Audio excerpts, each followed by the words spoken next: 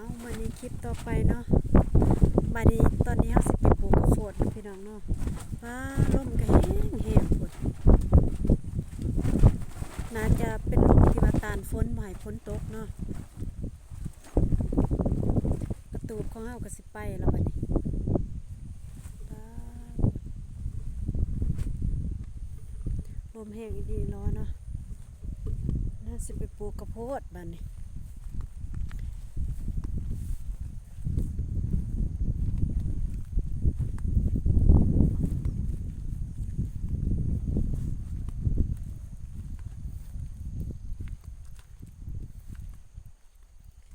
พอแถวนี้แม่เราปลูกเบิดแล้วเนาะแล้วสิไปปลูกแถวลุม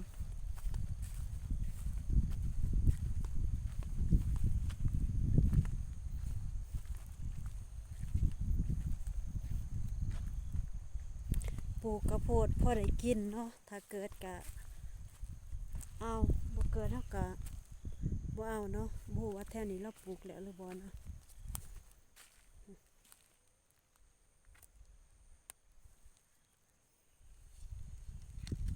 เฮาก็สิปลูกเลยเนาะญาตินี่แม่เราบ่ได้ปลูก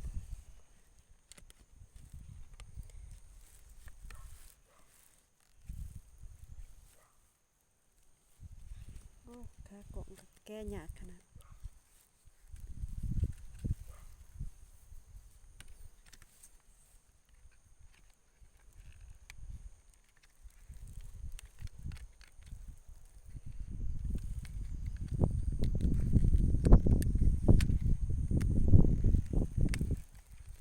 รู้สึกว่าฝนสิตกแต่ว่าลมมาต้านก่อนเนาะ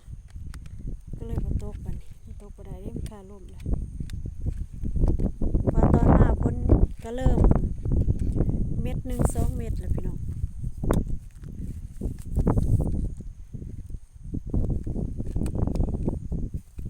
เอาขากล่องคือว่าอันนี้บ่ได้เนาะ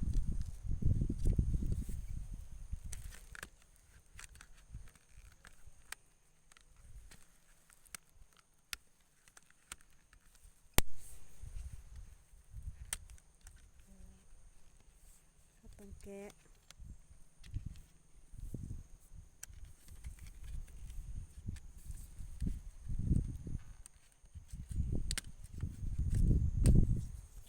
บ่ง่ายเด้อขากล่องก็ได้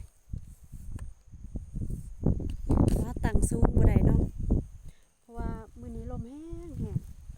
ก็ต้องตั้งต่ำๆเอาเพราะว่า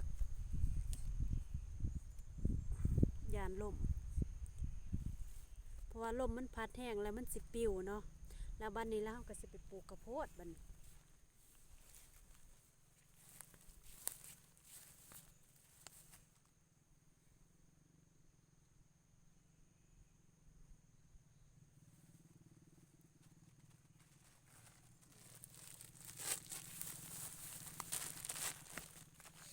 อันนี้แม่นแนวข้าวโพดที่ว่าเฮา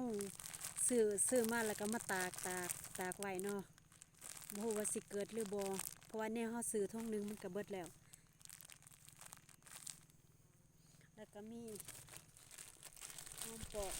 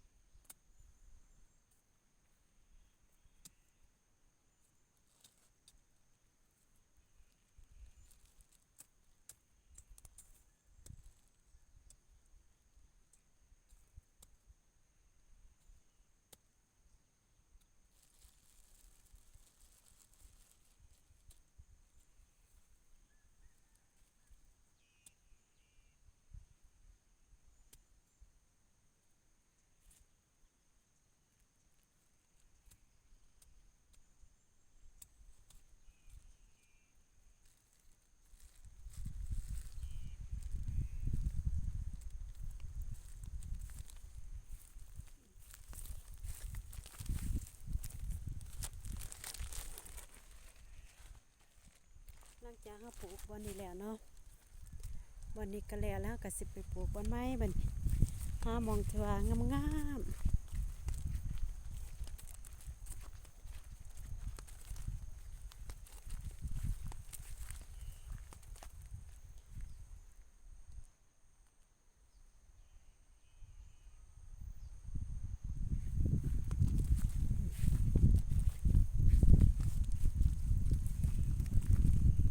บ่อนที่ว่ามันใหม่เนาะเฮาปลูกแล้วมันก็สิงามถ้ามันบ่ใหม่แล้วเฮาก็บ่ปลูกเนาะ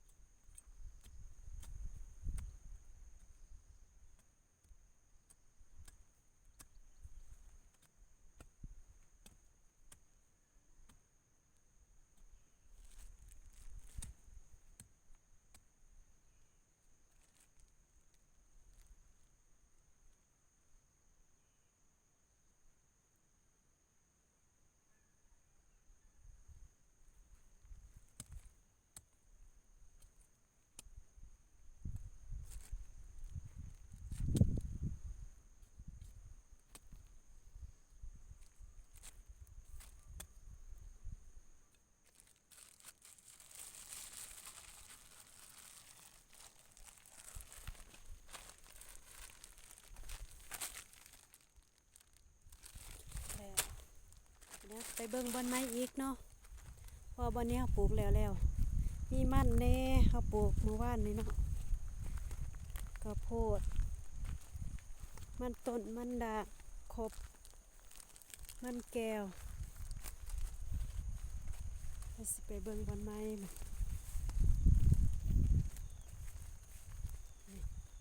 ตัวแถวนี้ท่านปลูกเนาะวานนี่เนาะแล้วสิมาปลูกใส่ปลูกมากระโพดใส่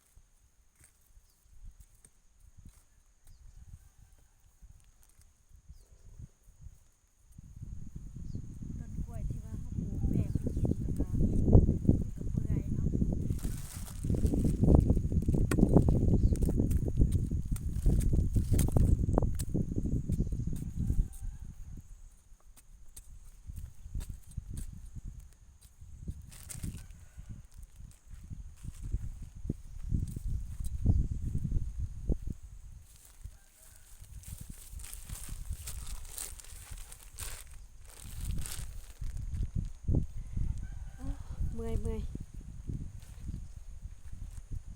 เกือบสิสำเร็จแล้วเนาะยังน้อยนึงปลูกไว้บางเทื่อว่ามันใหญ่เฮาก็พอได้กินเนาะ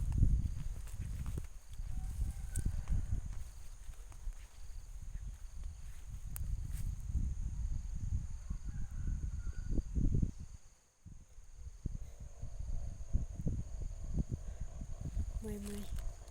เอาสำหรับคลิปปลูกข้าวโพดก็แม่นซ้ำนี้เนาะแล้วหลังจากนั้นเฮาสิมาอัพคลิปใหม่เนาะ